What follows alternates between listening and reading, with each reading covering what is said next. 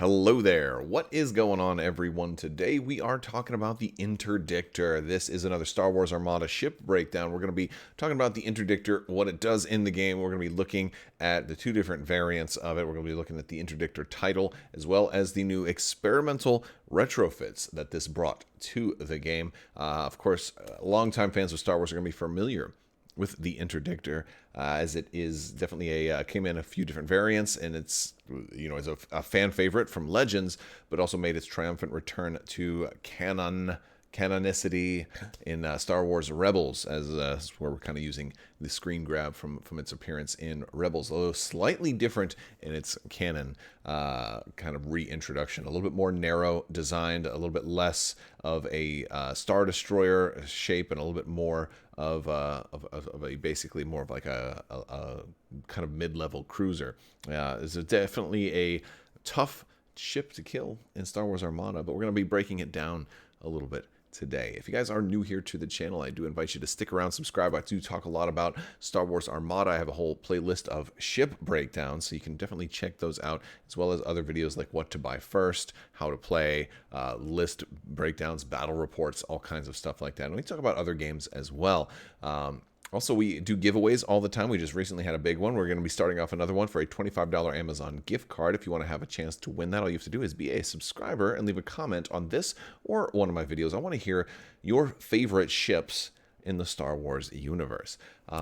With all that being said, let's go ahead and dive into the Interdictor for Star Wars Armada. So the Interdictor comes in two varieties, the Suppression Refit and the Combat Refit. Of these two, the Suppression Refit's really the only one that sees a whole lot of play, primarily because it features two experimental retrofits as opposed to only one of the Combat Refit. But we're going to talk about the differences between those here in just a little bit. Generally, the Interdictor has 9 hull for a medium ship. This is quite significant. It's a very beefy ship. It's basically kind of handles like a large ship on a medium ship's hull or medium ship's chassis. It does feature 4 defense tokens, a brace, a redirect, and 2 contains. It has 3 shields in the front, 2 shields everywhere else.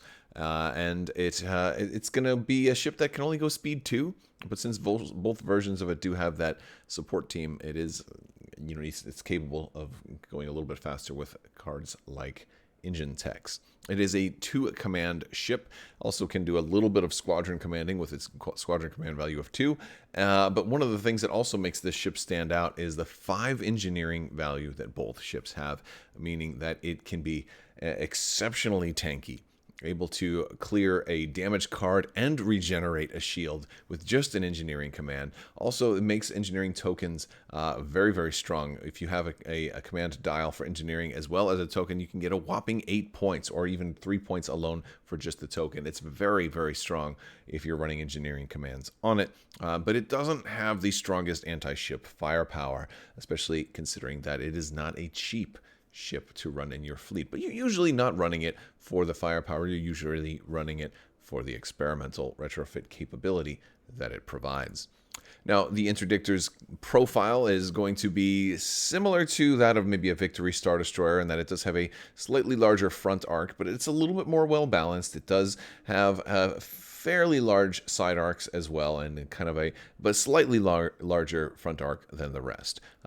Now, keep in mind that the side arcs and the front arc are pretty well balanced as far as their firepower, so it's meant to be a ship that doesn't have to be pointed directly at an enemy, but rather just wants to be pointed in the enemy's general area, because side arc and front arc shots are pretty much all the same, so even better if you can manage a double arc with this one, although the rear arc does suffer a little bit. Now, when we look in the Interdictor Suppression Refit, there's a couple of things that are going to stand out about this one. First off, it is 90 points. Now, that might not seem like that much if it were a large ship, but it is a medium ship and doesn't have that much firepower in that it's only got a single red die in each arc, and it has 3 blue dice in the front and sides and only 2 blue dice in the rear. Now, it does mean that it is a triple dice rear arc, so that's actually better than a lot of other ships in the rear, but specifically attacking other ships having only 1 red die is a little bit weak, because it means any shot at long range that is obstructed you won't even be able to make. So that's something worth considering.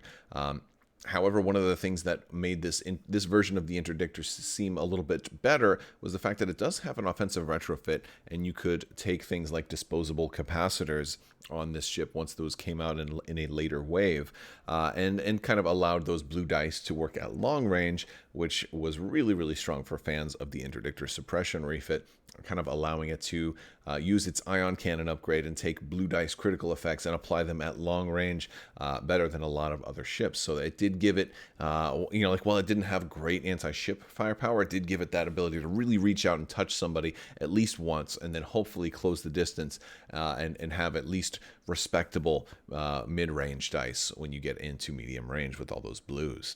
Now, it does only have one anti-squadron die on the Interdictor Suppression Refit, so it's not particularly strong at bringing down squadrons, but it makes up for any of those weaknesses with the fact that it has 2 experimental retrofits. Now, experimental retrofit is an all-new upgrade card type that represents what the Interdictor kind of brings to the battlefield, and that's why this is such an important variant of the ship, and by far the one that has taken, I don't even want to say 99% of the time, but I'd probably be wrong if I said 100% of the time, because there'd be probably somebody who said, well, I actually like to run the combat retrofit. There'll be somebody, I'm sure. But generally, everybody kind of runs this version. People generally don't run the combat retrofit, because this has two experimental retrofits. Now, we'll take a look at the experimental retrofits in just a moment, but first I want to talk about the combat refit. Now, the combat refit is 93 points, so it's going to be 3 points more expensive, and it has 1 less experimental retrofit. So initially, that seems a little bit off.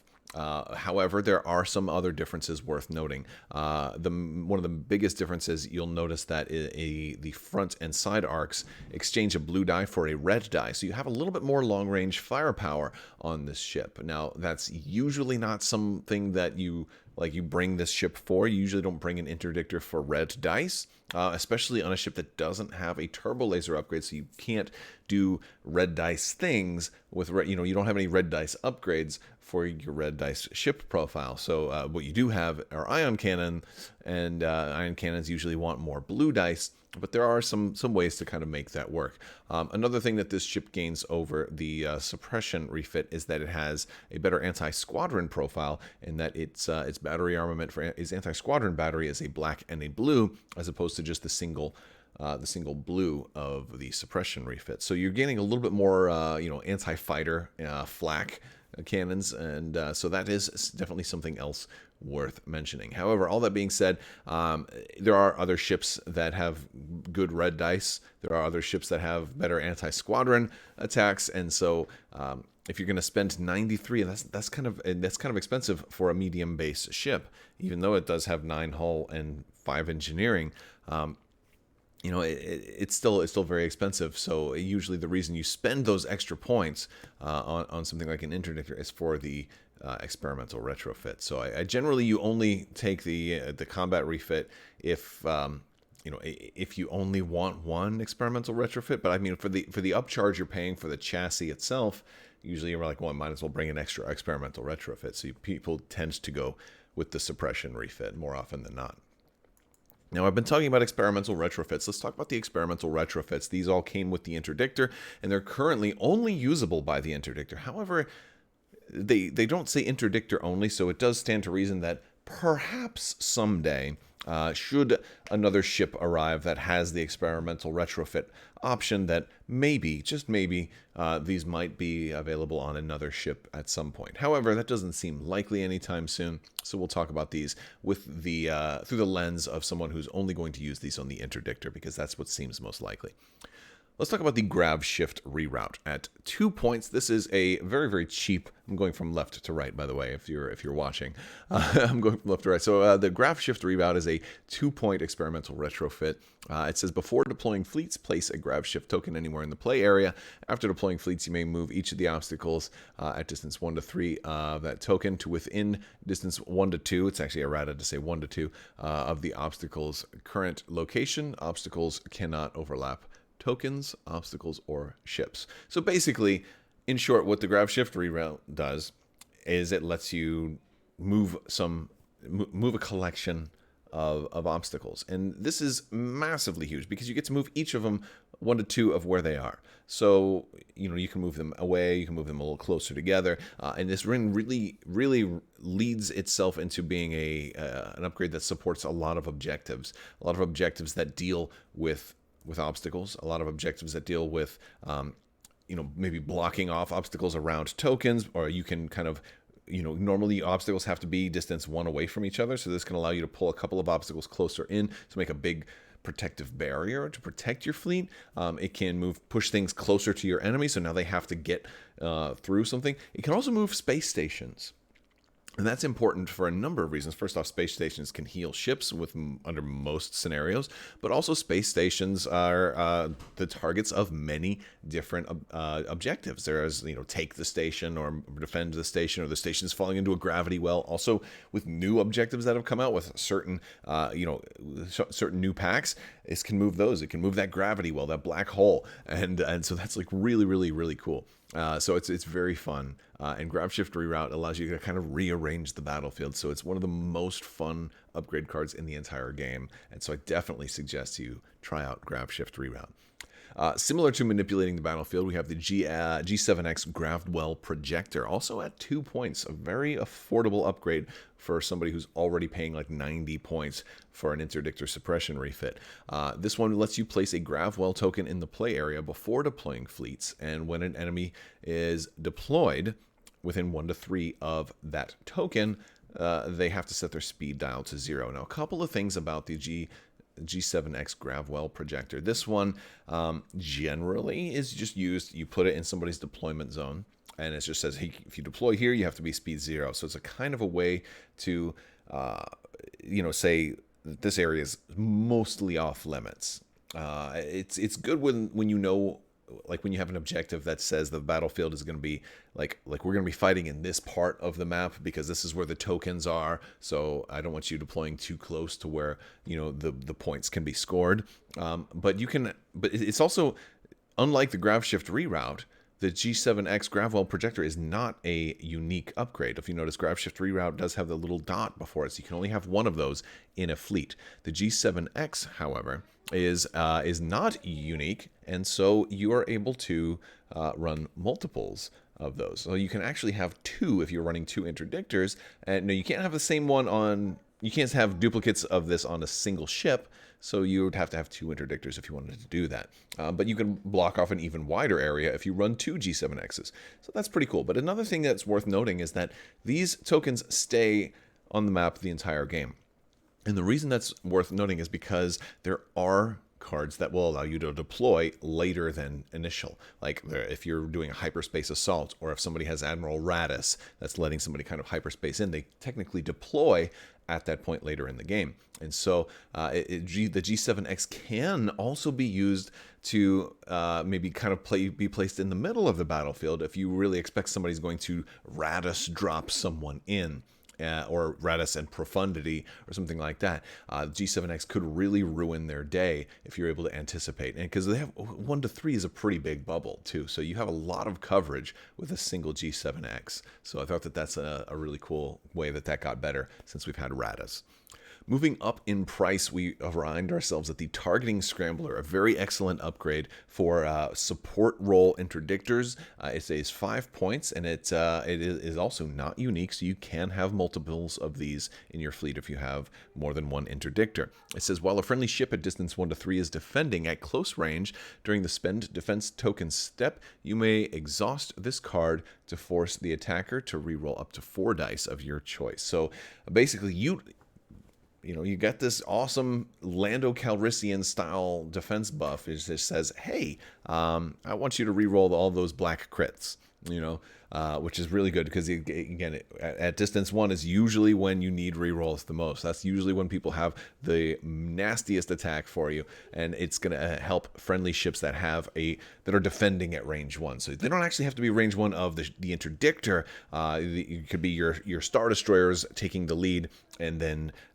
somebody brings an MC-30 into range 1 of the Star Destroyer. They fire all those black dice, and then the interdictor's like, try again. And so Targeting Scrambler's really, really good, but it does exhaust So you'll want to be really careful on if you want to use this too soon. It's another reason why it's nice to have multiples, because then they can protect each other. Also, it does work for yourself, because this is a friendly ship. It's not another friendly ship. So the targeting scrambler can also work for yourself, which is really nice if your interdictor happens to be like a lone wolf interdictor, right?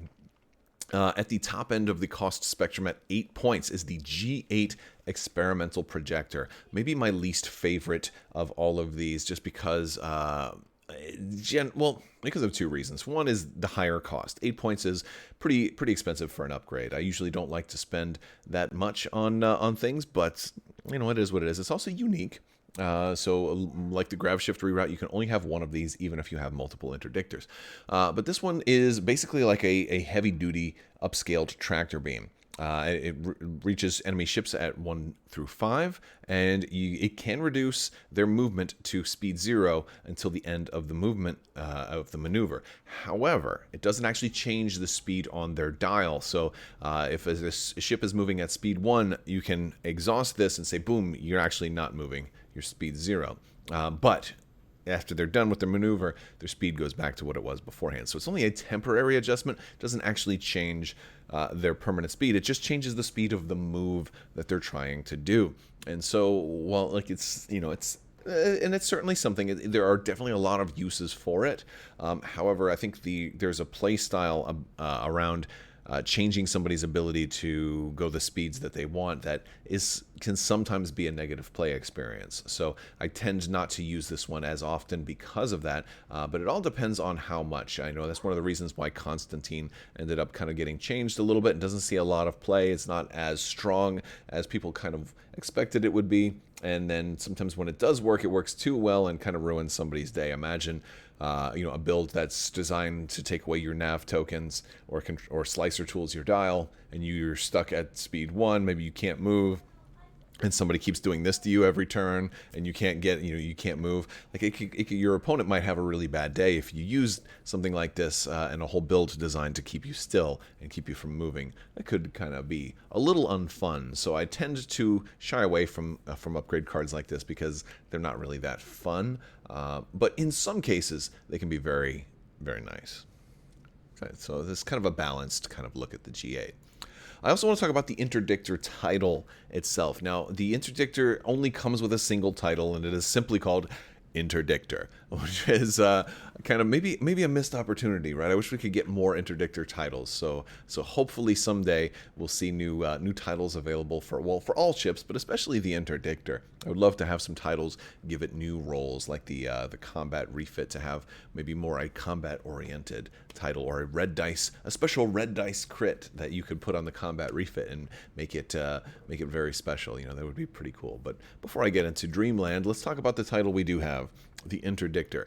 It's a 3-point title, so not particularly expensive. It says when a ship activates, you may exhaust this card to ready one other upgrade card equipped to this ship. So the interesting thing about that, it says when a ship activates. That can be yourself, can be a friendly ship, can be an enemy ship.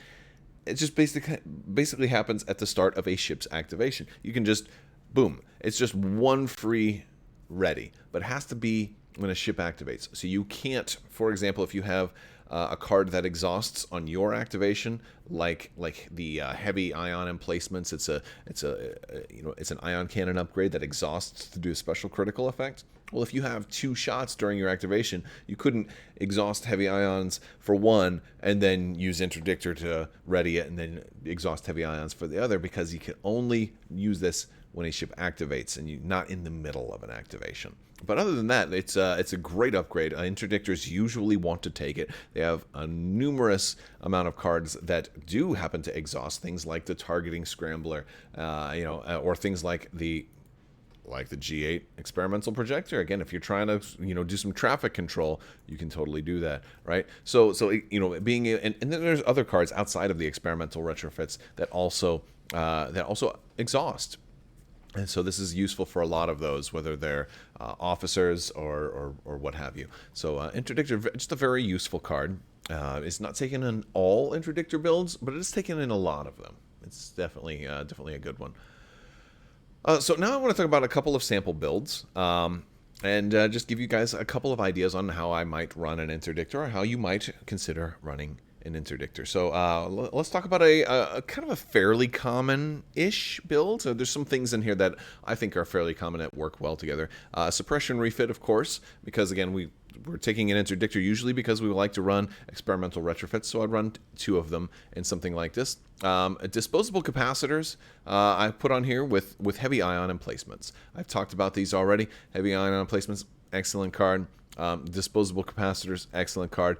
Suppression Refit. Hey, do I have like 2 shots? It's very, very likely to have 2 shots with a ship like that. You got a wide front arc. You got a pretty wide side arcs as well. You don't even have to have double arc on the same ship, but bonus points if you do. And to help us get into the range that early, we can use engine techs. So if we want to do a little bit of nav, we can make up for the fact that we only have speed 1. We can all of a sudden now can potentially be a speed 3 ship if we're doing navigation commands. If we also want to concentrate fire, and on the turn we're going to do disposable capacitors, all the better. But yes, and I also like this on this ship because we have 2 really big. We're going to have probably 2 big blue die attacks, a front arc and a side arc shot or something like that. So we have a really good chance of getting that blue crit and proccing heavy ion emplacements very early to help drain enemy ships' shields before we're at closer ranges. So you can just do unremarkable is not the word, but your opponent's going to be a little upset to have like a small dice pool like the interdictor all of a sudden draining 3 shields off of their ship right away before any damage actually comes through. So then they could end up losing potentially all of their shields on the front of on a Star Destroyer, for example, with the very first shot. So really, really nice opening hit. And we put the Gravwell projector on here because it's just nice, helps you control the battle a little bit, and then the targeting scrambler for in this case, maybe its own defense, or maybe an allied ship's defense. Also have a slightly different build. This one is kind of working on the crowd control aspect and also trying to take advantage of the interdictor title through multiple ways. So we have the Phylon Q7 tractor beams, which is definitely a fun one, right? It can work with the G8 experimental projector to try to really slow enemy ships down. We've got 2 different cards that can slow down a fast ship, and now all of a sudden you might have a CR90 really trying to book it and get away, or try to sometimes people will just take halfway through a game hey, I scored my objective points, now I want to escape, and this could be the ship that tries to make them not be able to run away. And so I like that one. Of course, Interdictor could work with those. I also put the Grav Shift Reroute in this one because I try to run Grav Shift Reroute as often as possible, and it's just a really, really fun one. I guess you could probably swap these 2 and put the Gravwell projectors on this one, but since then this one would have 3 things that change people's speed. I know maybe we could even go so far as to put Titus as our officer on here because he also adjusts the ship's speed at the beginning of the game. But this is more mid-game ship adjustments. But one of the things that works nicely on this one also is with Grav Shift Reroute, we can kind of set up the obstacles. They'll be a little bit spread farther apart. I could run somebody like Captain Brunson on here, who I can cancel attack dice if we're close to an obstacle. And again, I could always use Interdictor to ready Captain Brunson if I'm being attacked multiple times. She could be very, very effective. I kind of like her on that. So these are all some different ways to consider running the interdictors, whether you're trying to make sure you're controlling the obstacles for an objective, controlling your ship's speeds, or supporting your fleet with something like targeting scrambler, or basically draining shields off the enemy fleet are all good ones. Although I think by far one of the most popular ones is probably Grav Shift Reroute to kind of help with those objectives that do deal with with obstacles. And that's really the thing. I think if you're going to run an interdictor and you're running Grav Shift Reroute, make sure you go with, make sure you look at the objectives that you're running. Make sure that they have something important to do with the location of different obstacles, and think about where you're going to be placing them, and if you could move them closer to yourself, how that would play out. And it's probably something you'll have to practice with a couple of times. usually advantageous obstacles. You can move closer to yourself, or spread things apart so that your opponent maybe can't claim victory points off of them as easily, and things like that. Also, interdictor builds tend to work very, very well with lambda shuttles that are trying to do things like this, because a lot of those types of obstacles also will have the little tokens that go on the board, and so having the strategic keyword lets you move tokens around, and so they all kind of work together. So it's very common to see interdictors and lambdas in the same build.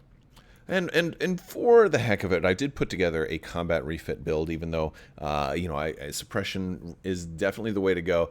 But I thought of trying to make more of a combat-oriented interdictor build in case we do see some new cards that come out someday that kind of make this a little bit more desirable. So with the thought of this one kind of going gung-ho into the fight, I put engine text to help it get there quicker. I gave it proximity mines to give it. To me, it's sort of an offensive capability. It uses your engineering value, and even though we have engineering value of 5, really you're only going to be able to drop 2 of those tokens because that's half rounded down. Unfortunately, that's just the way it is. But this got targeting scrambler. Targeting scramblers, again, we're going to eventually get closer to enemies, and so it's going to help us when they do try to close the distance on us with engine text. That should happen a little bit sooner.